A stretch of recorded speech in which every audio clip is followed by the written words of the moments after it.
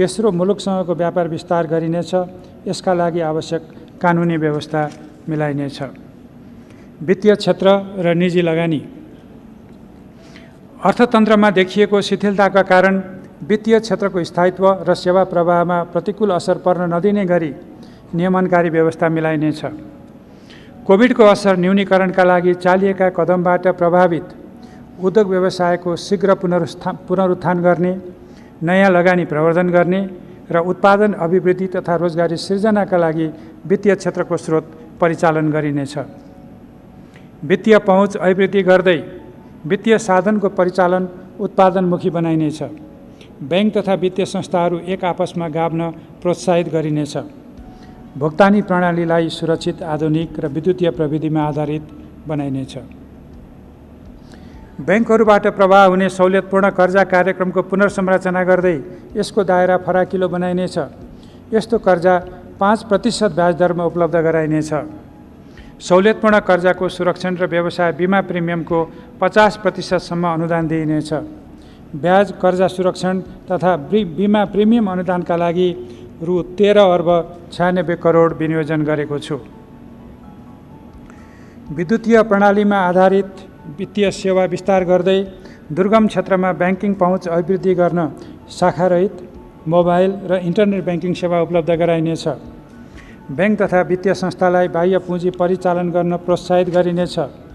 लघु वित्त संस्थाहरूको सञ्चालन दक्षता अभिवृद्धि गरी कर्जाको ब्याज दर यथार्थपरक बनाइनेछ। आम नागरिकमा पहुँच पुग्ने गरी बिमाको दायरा विस्तार गरिनेछ। बिमा दाबी व्यवस्थालाई सहज र सरल बनाई तोकिएको समयभित्र भुक्तानी सुनिश्चित गरिनेछ। घुम्ती बिमा कार्यक्रम सञ्चालन गरी कृषि र लघु उद्यम व्यवसायमा बिमाको पहुँच अभिवृद्धि गरिनेछ।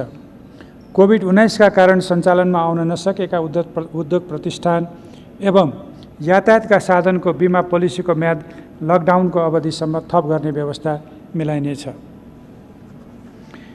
आगामी आर्थिक वर्षदेखि नेसनल पेमेन्ट गेटवे सञ्चालनमा ल्याई नेपालभित्रका सबै प्रकारका भुक्तानी फरफारक हुने व्यवस्था मिलाइनेछ। विद्युतीय भुक्तानी कारोबारको लागत घटाउँदै नगद रहित कारोबारलाई प्रोत्साहित गरिनेछ। विद्युत, खानेपानी, शिक्षा र स्वास्थ्य लगायतका सार्वजनिक सेवा शुल्कको भुक्तानी विद्युतीय माध्यमबाट गर्ने व्यवस्था मिलाइनेछ। पुँजी बजारको दायरा विस्तार गरी ऋणपत्रको दोस्रो बजार कारोबार सुरु गरिनेछ। नेपाल स्टक एक्सचेन्ज लिमिटेडको दोस्रो बजार कारोबारलाई पूर्ण रूपमा विद्युतीय प्रविधिमा आधारित बनाइनेछ। पुँजी बजारमा संस्थागत लगानी अभिवृद्धि गर्न आगामी आर्थिक वर्ष स्टक डिलर सञ्चालनमा ल्याइनेछ। वस्तु विनिमय बजार सञ्चालनमा ल्याउन आवश्यक व्यवस्था मिलाइनेछ। धितोपत्र बोर्ड, नेपाल स्टक एक्सचेन्ज लिमिटेड र सिडिएस एन्ड क्लियरिङ लिमिटेडको संरचनात्मक सुधार गरिनेछ।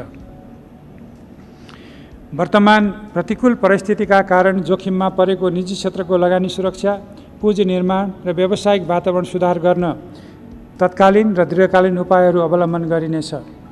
कोरोना सङ्क्रमणको जोखिम सामान्यीकरण हुँदै जाँदा आर्थिक पुनरुत्थानको प्रक्रिया छिटो सुरु गर्न आवश्यक स्रोतको कमी हुन नदिन बाह्य पुँजी परिचालन, प्रविधि हस्तान्तरण र बौद्धिक सम्पत्तिको संरक्षणमा जोड दिइनेछ। निजी लगानी प्रोत्साहित गर्न चालु आर्थिक वर्ष सञ्चालनमा ल्याइएको एकल बिन्दु सेवा केन्द्रलाई स्वचालित बनाई लगानीकर्तालाई सहज र गुणस्तरीय सेवा प्रदान गरिनेछ। कम्पनी दर्ता, नवीकरण वा खारेजी प्रक्रियालाई सूचना प्रविधिमा आधारित बनाई विकेन्द्रीकृत गरिनेछ। वैदेशिक व्यापार सहजीकरण गर्न नेपाल राष्ट्रिय एकद्वार प्रणाली विकास गरी कार्यान्वयनमा ल्याइनेछ। लगानी तथा व्यापारलाई व्यवस्थित गर्न अन्तर्राष्ट्रिय असल अभ्यास र राष्ट्रिय परिवेश अनुरूपको आवश्यक कानुनको तर्जुमा र विद्यमान कानुनमा परिमार्जन गरिनेछ।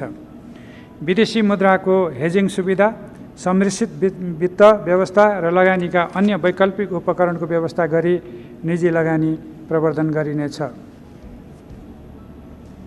सम्माननीय सभामुख महोदय, सम्माननीय अध्यक्ष महोदय, अब म शिक्षा तथा अन्य सामाजिक क्षेत्रतर्फको कार्यक्रम तथा विनियोजन प्रस्तुत गर्ने अनुमति चाहन्छु। शिक्षा, मानव पुँजी निर्माण, सामाजिक रूपान्तरण र आर्थिक विकास सहितको आधुनिक समाज निर्माण गर्न शिक्षालाई मैले उच्च प्राथमिकता दिएको छु। शैक्षिक पूर्वाधारको विकास, दक्ष जनशक्ति एवं शिक्षण सामग्रीको व्यवस्था र नवीनतम प्रविधिको प्रयोग गरी गुणस्तरीय र जीवन उपयोगी शिक्षा सुनिश्चित गरिनेछ। विद्यालय जाने उमेर समूहका सबै बालबालिकालाई विद्यालय भर्ना गरी आगामी वर्षभित्र आधारभूत शिक्षामा सबैको पहुँच सुनिश्चित गरिनेछ। माध्यमिक तहसम्म निःशुल्क शिक्षा प्रदान गरिनेछ। मातृभाषामा आधारभूत शिक्षा प्रदान गरिरहेका मदरसा, गुरुकुल र गुम्बा लगायतका शिक्षालयलाई आधुनिक शिक्षाको मूलधारमा आबद्ध गरिनेछ। आगामी वर्ष साक्षर हुन बाँकी 24 जिल्लामा साक्षरता कार्यक्रम अभियानको रूपमा सञ्चालन गरी साक्षर नेपाल घोषणा गरिनेछ। माध्यमिक तहदेखि नै प्राविधिक तथा व्यावसायिक शिक्षालाई जोड दिँदै सबै स्थानीय तहका न्यूनतम एक विद्यालयमा प्राविधिक धारको पठन पाठन सञ्चालन गर्ने कार्यक्रम अघि बढाएको छु। यस अन्तर्गत हालसम्म 607 स्थानीय तहमा सुरु भइसकेको यो कार्यक्रम आगामी वर्ष बाँकी सबै स्थानीय तहमा विस्तार गरिनेछ। राष्ट्रपति शैक्षिक सुधार कार्यक्रमको विस्तार गरी कक्षा कोठा निर्माण, प्राविधिक शिक्षकहरूको व्यवस्था, शिक्षक तालिम, स्वयंसेवक शिक्षक परिचालन, विज्ञान प्रयोगशाला, सूचना प्रविधि ल्याब, खेल मैदान र खेल सामग्रीको व्यवस्था लगायतका शैक्षिक पूर्वाधार र गुणस्तर अभिवृद्धि कार्यक्रम सञ्चालन गरिनेछ। सार्वजनिक विद्यालय सबलीकरण दशकको कार्यक्रमलाई यसै कार्यक्रमको अङ्गको रूपमा सञ्चालन गरिनेछ र राष्ट्रपति शैक्षिक सुधार कार्यक्रममा रु 6 अर्ब बजेट विनियोजन गरेको छु। कोभिड-19 को कारण पठन पाठनमा सिर्जना भएको अवरोधलाई दृष्टिगत गरी भर्चुअल कक्षा सञ्चालन, अनलाइन शिक्षा तथा टेलिभिजन एवं रेडियो मार्फत नयाँ शैक्षिक वर्षको पठन पाठन अघि बढाइनेछ। सङ्क्रमण जोखिमको कारण विद्यार्थीमा परेको मनोसामाजिक असर निवारण गर्न सकारात्मक सोचसहित सृजनशीलता विकासका क्रियाकलाप सञ्चालन गरिनेछ।